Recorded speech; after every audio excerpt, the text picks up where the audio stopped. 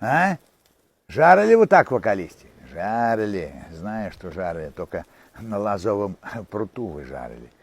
Это теперь шампуры, мампуры и все на свете. Я покуль той шашлык, покуль подгорить, скварку решил пожарить. О, соляный кусок. Это я покладу. Есть у меня его. Хлеба, черного кирпичика. Ой, смак. Кошка пришла горячая, я ж тебе не дам. Перекушу трошку, покуль згорить. Березовий корч ось, як усегда. У кусту у мене тут стоїть. О, березовий сок з березового корча.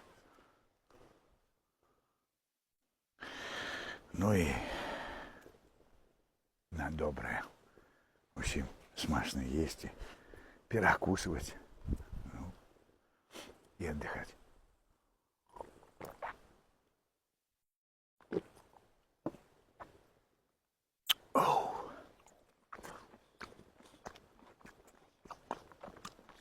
Зараз подгорить,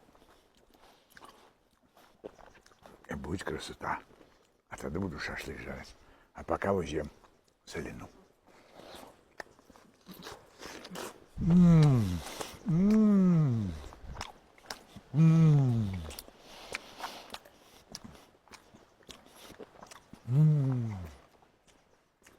Вот это смак.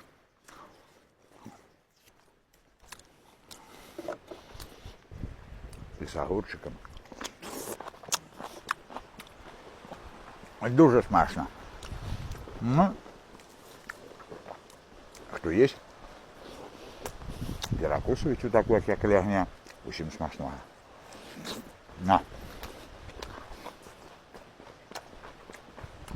Гарини з вами, мой хутор. Чекайте кіно з шашликами.